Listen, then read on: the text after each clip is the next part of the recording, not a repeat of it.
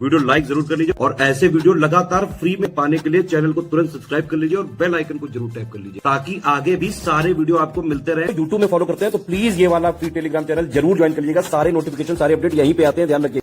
Hello दोस्तों, आपका स्वागत है यूपीपीएससी बेस्ट ऑनलाइन कोचिंग के इस यूट्यूब चैनल पर। फ्रेंड्स, आज की इस क्लास में हम लोग यूपीपीएससी प्री 2024 के लिए हिस्ट्री के टॉप 500 क्वेश्चन के एक और क्लास को लेकर प्रस्तुत हैं। इस क्लास में हम लोग प्रश्न संख्या 56 से आगे बढ़ेंगे। इससे पहले की क्लास में हम लोगों ने प्रश्न संख्या 55 तक का डिस्कशन कर रखा है। दोस्तों, अगर आपने पहले की वीडियोस नहीं देखी है तो आप प्लेलिस्ट में जाकर जरूर देखिएगा। यह क्लास यूपीपीसीएस के अतिरिक्त आरओ एआरओ या फिर जितने भी वनडे एग्जाम या स्टेट पीसीएस एग्जाम है सबके लिए समान रूप से उपयोगी है। चलिए दोस्तों, शुरू करते हैं अपने आज की इस क्लास को। देखिए, यहाँ पे प्रश्न संख्या 56 दिए। अगर यह कहा जा सकता है कि सुधारों का यह अध्याय प्रत्यक्ष या परोक्ष रूप से भारत में एक संसदीय प्रणाली की स्थापना का नेतृत्व करता है, तो मैं व्यक्ति के तौर पर मानता हूं इससे कुछ भी नहीं होगा। उक्त कथन किसने दिया? देखिए, यही प्रश्न यहाँ पर इंग्लिश में दिया है। If it could be said that this chapter of reforms led directly और indirectly to the establishment of the parliamentary system in India, I for one would have nothing at all to do with it, है ना। Who said the above statement? तो देखिए, ये statement किसने कहा था? अगर आप पढ़ेंगे तो आपको पता चलेगा कि यह स्टेटमेंट मार्ले ने कहा था। तो लॉर्ड मार्ले इसका सही उत्तर हो जाएगा। विकल्प सी इस प्रश्न का बिल्कुल सही उत्तर बनेगा। चलिए दोस्तों, आते हैं अगले प्रश्न पर। अगला प्रश्न देखिए, प्रश्न संख्या 57 दिया है। 20वीं शताब्दी की शुरुआत में चरमपंथियों के पतन के कारण के बारे में निम्नलिखित में से कौन सा कथन सही है? देखिए, ये बताया जा रहा है कि 20वीं शताब्दी की जब शुरुआत होती तो जो चरमपंथी थे इनका पतन हो जाता है। इसके संबंध में कौन सा कारण बिल्कुल या कौन सा कथन बिल्कुल सही है? यहां पर यही प्रश्न इंग्लिश में दिया है। Which of the following statements about the reason behind decline of extremist during early 20th century is correct? तो आपको बताना है कि इसमें से कौन सा कारण बिल्कुल सही होगा। तो देखिए, यहां पर हम लोग एक एक विकल्प को पढ़ते हैं और चीजों को समझने का प्रयास करते हैं। पहला पॉइंट दिया, तिलक को दोषी माना गया और 6 साल की सजा सुनाई गई। तो देखिए, इसमें जो बाल गंगाधर तिलक जी है तो उनको दोषी माना गया था, उनको 6 साल की सजा सुनाई गई थी और साथ में 1000 रुपए का जुर्माना भी लगाया गया था। तो बिल्कुल सही है। तो यहाँ पर ये तो सही है। दूसरा पॉइंट देखिएगा, लाला लाजपत राय की सक्रिय राजनीति से सेवानिवृत्ति। तो जो लाला लाजपत राय थे इन्होंने सेवानिवृत्ति नहीं किया था, मतलब ये रिटायरमेंट नहीं लिए थे। तो ये पॉइंट तो गलत हो जाएगा, है ना। तो अगला पॉइंट क्या दिया, अरविंदो विदेश के लिए रवाना हुए। देखिए, उस समय लाला लाजपत राय विदेश के लिए रवाना हुए थे, अरविंदो नहीं। तो ये भी गलत हो जाएगा। अगला पॉइंट है, चरमपंथी एक प्रभावी वैकल्पिक पार्टी का आयोजन करने में सक्षम नहीं थे। तो ये बिल्कुल सही हो जाएगा। यहां पर देखें, इस प्रश्न का सही उत्तर बनेगा विकल्प 1 और 4 जहां पर देखने के लिए मिलेगा वही सही होगा। तो इसके हिसाब से प्रश्न संख्या विकल्प संख्या सी इस प्रश्न का बिल्कुल सही उत्तर हो जाएगा। चलिए दोस्तों, आते हैं अगले प्रश्न पर। प्रश्न संख्या 58 नंबर का प्रश्न यहां पर क्या दिया, निम्नलिखित 20वीं शताब्दी की शुरुआत में क्रांतिकारी सक्रियता के उद्भव के कारक नहीं थे। Which of the following were the not the factors in emergence of revolutionary activism in early 20th century? आपको बताना है कि 20वीं शताब्दी की शुरुआत में जो क्रांतिकारी सक्रियता थी उसके उद्भव का प्रमुख कारक कौन सा नहीं था? तो अगर इसकी बात करेंगे, देखिए, स्वदेशी आंदोलन और असहयोग आंदोलन। फिर आगे दिया प्रभावी नेतृत्व का अभाव। तो इसमें पूछा है कौन से कारक नहीं थे। तो देखिए, न तो एक ही था और न ही 2 था। तो इसका सही उत्तर हो जाएगा विकल्प डी। चलिए, आते हैं अगले प्रश्न पर। नेक्स्ट अगला क्वेश्चन यहां पर दिया प्रश्न संख्या 59 में दिया, खुदीराम बोस के संबंध में निम्नलिखित में से कौन सा कथन सही है? आपको बताना है कि खुदीराम बोस के संबंध में कौन सा फैक्ट यहां पर सही दिया है। तो चलिए देखते हैं इसी को इंग्लिश में किस प्रकार से दिया। Which of the following statements with respect to Khudiram Bose is correct? अब देखिए, बात करेंगे अगर खुदीराम बोस के बारे में तो यहां पर क्या क्या दिया है पहले इसको समझते हैं। देखिए, सबसे पहला पॉइंट यहां पर दिया, बोस को फांसी दिए जाने वाले सबसे कम उम्र के शहीद होने के लिए जाना जाता है।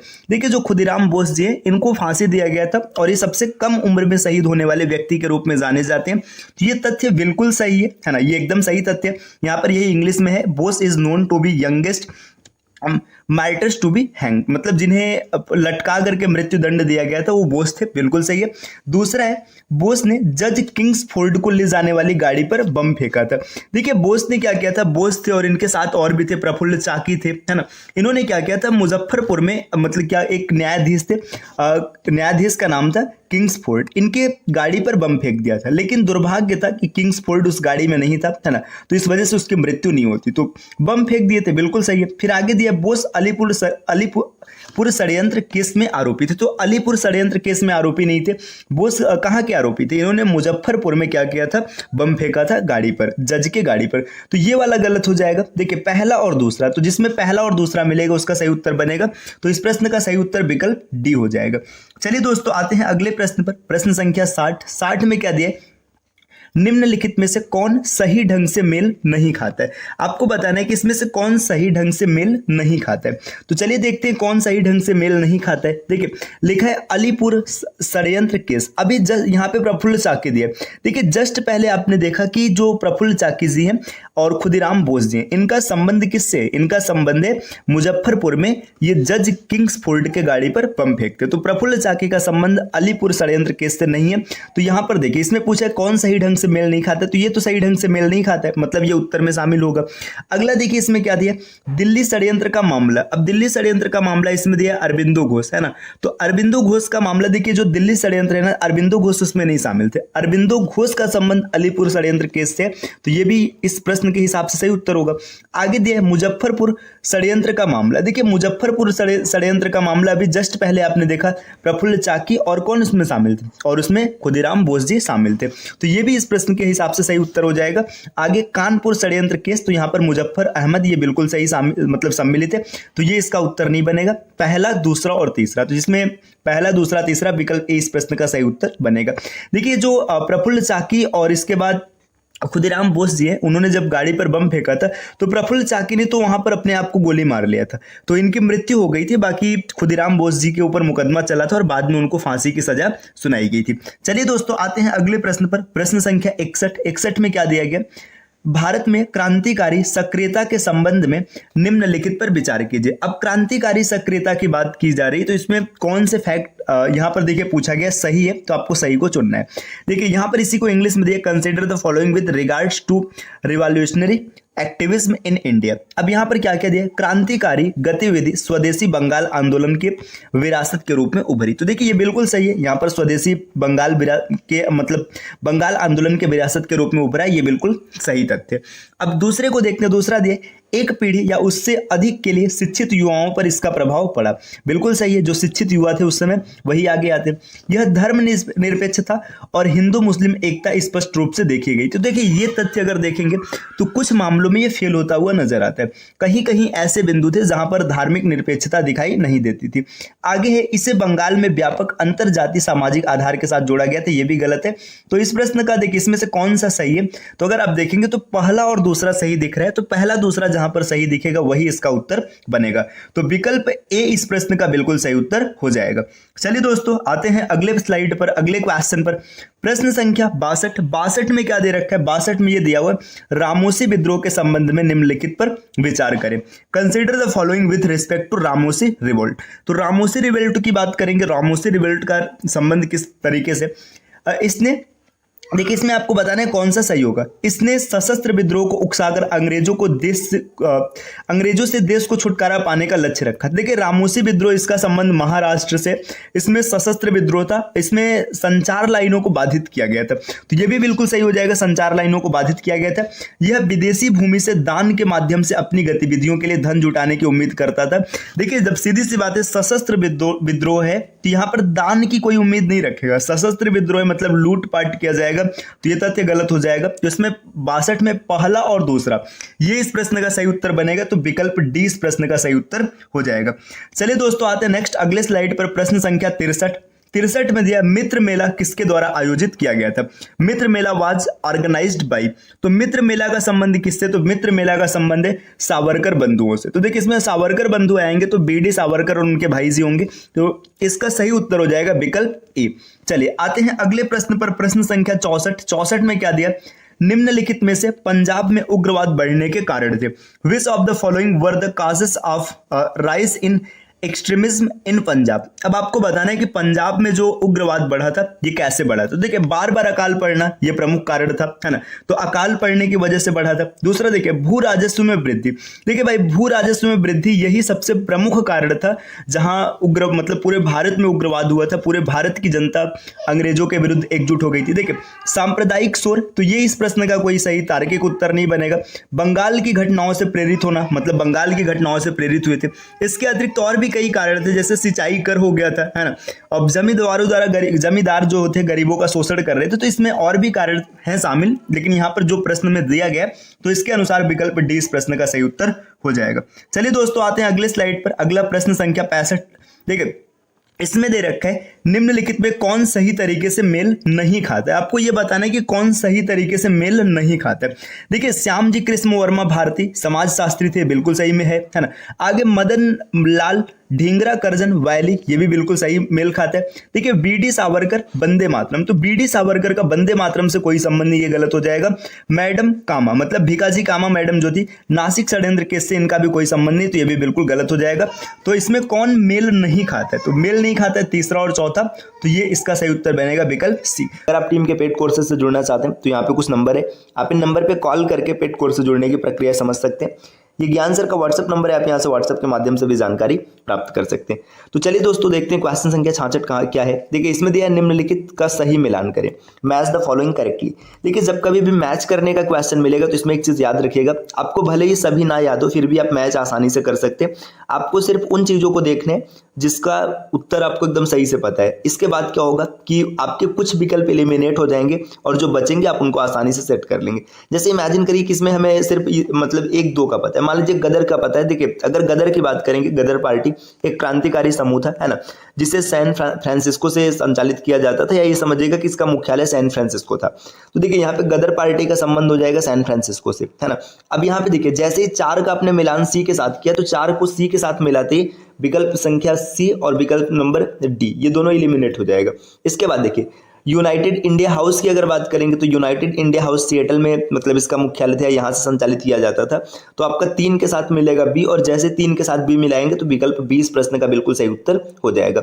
बाकी आपको ये दोनों नहीं भी, मान लीजिए ये दोनों नहीं पता होता, आपको और कोई दूसरा पता होता, जैसे इंडिया हाउस की बात करेंगे तो इंडिया हाउस को लंदन से संचालित किया जाता था, या फिर ऐसे समझिए इसका मुख्यालय लंदन में था, है ना। स्वदेश सेवक होम की बात करेंगे ये वैंकूवर में था। तो इस तरीके से आप इसको आसानी से सेट कर लेंगे। चलिए दोस्तों आते हैं अगले प्रश्न पर, प्रश्न संख्या दूसरा। देखिए दूसरा क्या दिया है, दूसरा मतलब आज की क्लास का दूसरा प्रश्न। इसमें दिया निम्नलिखित क्रोनोलॉजिकल रूप से व्यवस्थित करें। Arrange the following chronological. Chronological मतलब इसमें कालक्रम के आधार से व्यवस्थित करने कि कौन सी घटना पहले हुई थी, कौन सी घटना बाद में हुई थी, है ना। तो इन सब चीजों के बारे में बात करेंगे। देखिए इसमें दिया है डिफेंस ऑफ इंडिया एक्ट पारित, है ना, मतलब कब पास किया गया था डिफेंस ऑफ इंडिया एक्ट। इसके बाद है कर्नल वैली की हत्या, है ना, एसोसिएशन ऑफ कर्नल वैली। इसके बाद आगे देखिए क्या है, करजन है, माफ कीजिएगा। आगे है बुराहा डकैती, है ना। नेक्स्ट है इंडियन होम रूल सोसाइटी का गठन। तो यहाँ पर 4 चीजें अब आपको बताना है कि इसमें कालक्रम के आधार पर कौन सी घटना सबसे पहले हुई है और कौन सी घटना सबसे बाद में हुई है। तो यहाँ पर देखिए अगर हम लोग घटना की बात करेंगे तो सबसे पहले ना जो यहाँ पर इसमें अगर हम लोग देखेंगे डिफेंस ऑफ इंडिया एक्ट कब पारित किया गया, तो डिफेंस ऑफ इंडिया एक्ट पारित किया गया था 1915 में। इसको पारित करने का मुख्य उद्देश्य ये था जो गदर करने वाले लोग थे, मतलब जिन्हें गदरिया कहा जाता था या गदरियों कहा जाता था, उनसे निपटने के लिए इसे पारित किया गया था। अब करजन वैली की हत्या की अगर बात करेंगे तो करजन वैली की हत्या 1909 में की गई थी, है ना। तो देखिए ये दूसरा हो गया, करजन वैली की हत्या 1909 में किया गया था। इसके बाद यहाँ पे देखिए जो बुराहा डकैती है ना, ये बुराहा डकैती की घटना 1908 में चल रही थी, है ना, 1908 चल रहा था। इसके बाद अगर बात करेंगे इंडियन होम रूल सोसाइटी का गठन, तो ये 1905 ईस्वी में किया गया था। तो देखिए यहाँ पे सबका कालक्रम आपको मिल गया, है ना। सबसे पहले 1905, फिर 1908, फिर 1909 और 1915, 4 3 2 1। तो इस हिसाब से अगर आप देखेंगे तो इस क्वेश्चन का सही उत्तर बनेगा विकल्प बी। चलिए दोस्तों आते हैं अगले प्रश्न पर। नेक्स्ट अगला प्रश्न यहाँ पर क्या दिया हुआ है, देखिए प्रश्न संख्या 68 में क्या क्वेश्चन दिया, निम्नलिखित कथनों पर विचार कीजिए। अब क्या है इसमें देखिए, कंसीडर द फॉलोइंग स्टेटमेंट्स। अब कुछ स्टेटमेंट्स दिया गया, इन स्टेटमेंट्स को पढ़ना है और इसके आधार पे जो क्वेश्चन आएगा उसका मतलब जो पूछा जाएगा उसका सही उत्तर बताना है। वे 1909 में भारतीय राष्ट्रीय कांग्रेस के अध्यक्ष थे। He was the president of the Indian National Congress in 1909।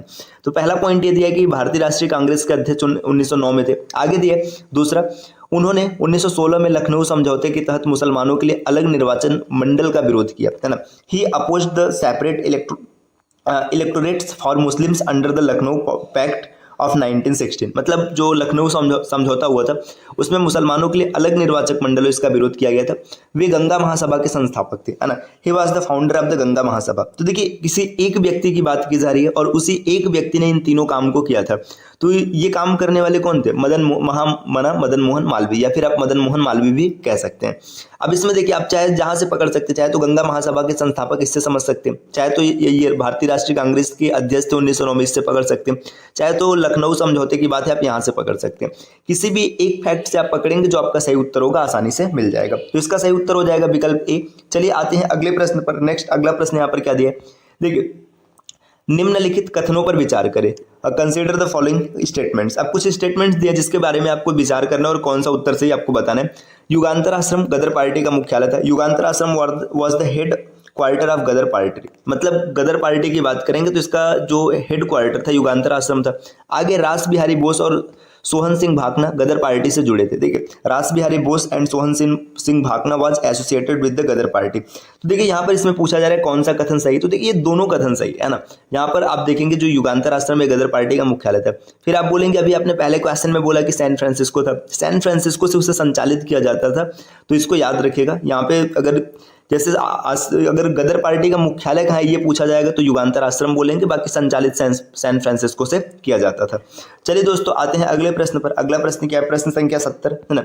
70 number में दिया है प्रथम विश्व युद्ध में ब्रिटिश भागीदारी में राष्ट्रवादी प्रतिक्रिया के संदर्भ में निम्नलिखित कथनों पर विचार करें। इसमें दिया है consider the following statements in the contest of the nationalist response to British participation in the First World War. अब इसमें देखिए क्या बताना है आपको, सही बताना है कि गलत बताना है। उपरोक्त कथनों में से कौन सा कथन गलत है ना। Select the correct which of the above statements are incorrect. अब आपको ये बताना है ना कि कौन सा स्टेटमेंट गलत है। जब भी आप क्वेश्चन पढ़िए तो ये चीज जरूर पढ़ लिया कीजिए कि पूछा क्या जा रहा है, गलत पूछा जा रहा है या सही पूछा जा रहा है। अगर गलत पूछा जाएगा तो आपका आंसर बदल जाएगा, सही पूछा जाएगा तो भी बदल जाएगा। अब आपको ये बताना है ना कि कौन कौन सा स्टेटमेंट गलत है। देखिए युद्ध में केवल नरमपंथियों ने अंग्रेजों का साथ दिया, ओनली, है ना। Moderates supported the British in the war. अब ऐसा नहीं कि सिर्फ नरमपंथियों ने साथ दिया था, तो ये फैक्ट गलत है। देखिए ये यहाँ पर गलत है, लेकिन आपसे पूछा कौन कौन सा गलत है, तो इसका मतलब ये आपके उत्तर में जाएगा, है ना। इसके बाद आगे है क्रांतिकारियों ने अंग्रेजों पर युद्ध छेड़ने के अवसर का उपयोग करने की कोशिश की, है ना। मतलब जो रिवॉल्यूशनरीज थे उन्होंने क्या किया कि tries to utilise the opportunity to wage a war on British. उन्होंने ऐसा उस समय नहीं किया था। फिर आगे है खुदीराम बोस कोमागाटा मारू में शामिल होने के कारण फांसी दी गई। तो खुदीराम बोस को इसके लिए फांसी नहीं दिया गया था। उन्होंने क्या किया था, उन्होंने मुजफ्फरनगर में एक अंग्रेज जज के ऊपर, किंग्सफोर्ड उनका नाम था, उनके ऊपर बम फेंका था, है ना। उनकी गाड़ी पर बम फेंका था और संयोग ये था कि गाड़ी में वो थे नहीं, इसके कारण उन्हें फांसी दिया गया था। इसके कोमागाटा मारू में शामिल होने के लिए फांसी नहीं दिया गया था। तो ये भी फैक्ट गलत है, गलत है मतलब ये भी इसका उत्तर बनेगा। तो जो उत्तर बनेगा इसमें पहला और तीसरा आएगा। तो पहला और तीसरा सिर्फ विकल्प सी में दिख रहा है ना। रुके इसको थोड़ा सा और ऊपर करते हैं। देखिए यहाँ पर ये पहला और तीसरा विकल्प सी में दिख रहा है, तो विकल्प सी इस प्रश्न का बिल्कुल सही उत्तर बनेगा। चलिए दोस्तों आते हैं अगले प्रश्न पर। प्रश्न संख्या 71 में क्या दिया? इसमें दिया क्रोनोलॉजिकल ऑर्डर में निम्नलिखित घटनाओं को व्यवस्थित करें। Arrange the following events in the chronological order. अब आपको ये बताना है कि क्रोनोलॉजिकल ऑर्डर क्या होगा। तो देखिए यहाँ पे इसमें अगर हम लोग देखेंगे अब इसमें आपको याद रखना है कि एक एक घटने का क्रम, है ना। अब इसमें जैसे देखिए अगर हम लोग बात करेंगे लखनऊ संधि कोमागाटा मारू घटना, है ना। अगर ये दोनों आपको नहीं भी पता है तो आप इन दोनों को देखिए। अगर जलियांवाला बाग की बात करेंगे तो ये अप्रैल 1919 में हुआ था, है ना। अप्रैल 1919 ये जलियांवाला बाग हत्याकांड का समय काल है या फिर तिथि है, मतलब 13 अप्रैल 1919 था। अगर बात करेंगे रोलेट एक्ट की तो ये फरवरी 1919 में पारित किया गया था। तो यहाँ पे एक चीज ध्यान दीजिएगा, एक रोलेट एक्ट है ये फरवरी में है और ये अप्रैल में। तो इसमें अगर पहले कौन है, पहले जो है रोलेट एक्ट है, सॉरी रोलेट एक्ट है। तो यहाँ पर आपका जो विकल्प होगा इसमें 4 पहले आएगा और 3 इसके बाद में आएगा। तो 4 पहले आएगा और 3 इसके बाद में आएगा। तो इसका मतलब देखिए विकल्प आपका एक विकल्प यहाँ से एलिमिनेट हो जाएगा, विकल्प ए, है ना। इसके बाद बाकी ये 3 अभी फाइट में है, देखते हैं फिर क्या है। देखिए ऐसे भी अगर आप ध्यान से देखेंगे ना तो जो विकल्प डी है ये भी एलिमिनेट हो जाएगा, क्योंकि इनके बीच में बहुत कम समय है। तो यहाँ पे डी भी एलिमिनेट हो जाएगा। अब या तो आपका उत्तर बी होगा या तो उत्तर सी होगा। अब यहाँ पर हम लोग बात करेंगे लखनऊ संधि। तो लखनऊ संधि 1916 में किया गया था, है ना। लखनऊ संधि ये 1916 में किया गया था।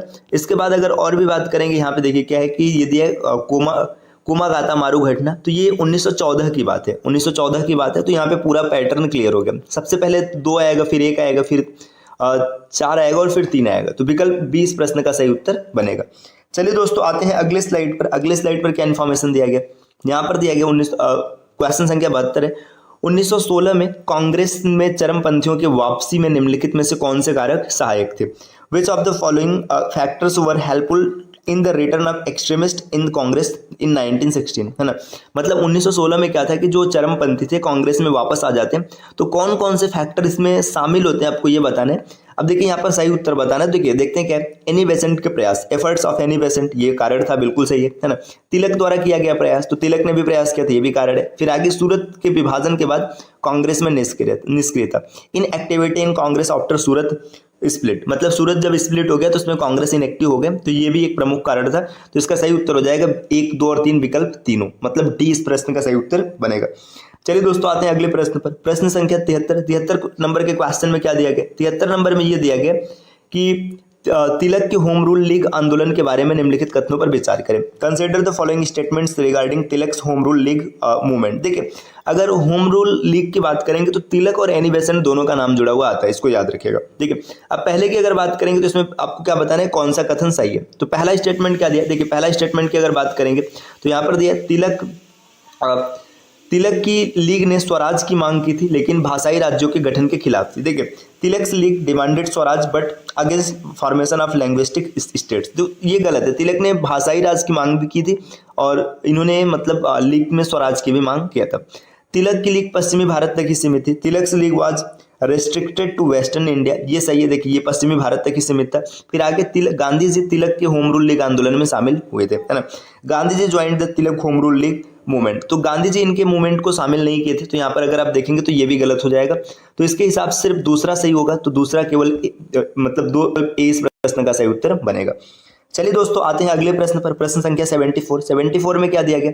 निम्नलिखित में से तिलक और बेसेंट होम रूल लीग के बीच अंतर है। आपको ये बताना है कि तिलक और होम रूल कि तिलक का जो होम रूल लीग है और बेसेंट का जो होम रूल लीग है, इसमें क्या प्रमुख अंतर है आपको ये बताना है। इसमें आपको सही विकल्प का चयन करना है कि कौन सा विकल्प सही होगा। देखिए यहाँ पर पहला पॉइंट दिया है तिलक के आने से पहले बेसेंट की होम रूल लीग की शुरू की गई थी, मतलब Besant's home rule league was started before Tilak. तो यहाँ पे ये बोला जा रहा है कि जो बेसेंट ने अपना होम रूल लीग स्टार्ट किया था ये तिलक से पहले ही किया था। तो ऐसा नहीं दोस्तों, देखिए होम रूल लीग की स्थापना 1916 में की गई थी, मतलब होम रूल लीग 1916 में आया था। लेकिन जो बेसेंट ने अपना लीग स्टार्ट किया था वो सितंबर के महीने में किया था और तिलक ने अप्रैल के महीने में किया था। मतलब अगर तिलक की बात करेंगे तो इन्होंने अप्रैल में किया था, है ना, और इसके बाद बेसेंट की बात करेंगे तो इन्होंने सितंबर में किया था। तो पहला पॉइंट तो गलत हो जाएगा क्योंकि बेसेंट का पहले नहीं था, पहले तिलक का था, तो ये गलत हो गया। फिर आगे देखिए दूसरा पॉइंट क्या दिया, तिलक का होम रूल लीग बेसेंट की तुलना में अधिक व्यवस्थित था। तो ये बात सही, जो तिलक का होम रूल लीग था ये बेसेंट की तुलना में अधिक व्यवस्थित था, तो यहाँ पर ये सही हो जाएगा। तो केवल 2 इस प्रश्न का सही उत्तर बनेगा, विकल्प बी। चलिए दोस्तों नेक्स्ट आते हैं अगले प्रश्न पर। प्रश्न संख्या 75 में क्या दिया, मुदिमन समिति का गठन किया गया था। The Muddiman committee was form to, है ना। अब आपको ये बताना है कि मुदिमन समिति का गठन क्यों किया गया था। तो पहला है भारत सरकार अधिनियम 1935 के लिए प्रांतीय प्रशासन की प्रकृति की सिफारिश करना। देखिए टू स्टेट, अच्छा ये बी पॉइंट है, कोई दिक्कत नहीं, चलिए बी को ही देख लीजिएगा पहले। To recommend nature of provincial administration for Government of India Act 1935। तो मुदिमन समिति का इससे कोई लेना देना नहीं था, ये फैक्ट गलत हो जाएगा। बंगाल के विभाजन के प्रभाव का अध्ययन करने के लिए, to study the impact of division of Bengal, इसके लिए भी नहीं किया गया था। आगे है सांप्रदायिक पुरस्कारों के प्रभाव का अध्ययन करना और उपचारात्मक उपाय सुझाना, ये भी नहीं है ना। देखिए to suggest the impact of the communal awards and suggest remedial measure. फिर आगे दिया इसमें भारत सरकार अधिनियम में दोषों का अध्ययन करना और उन्हें कम करना, यही मुदिमन समिति इसलिए गठित किया गया था, to study and pinpoint defects in Government of India Act 1919।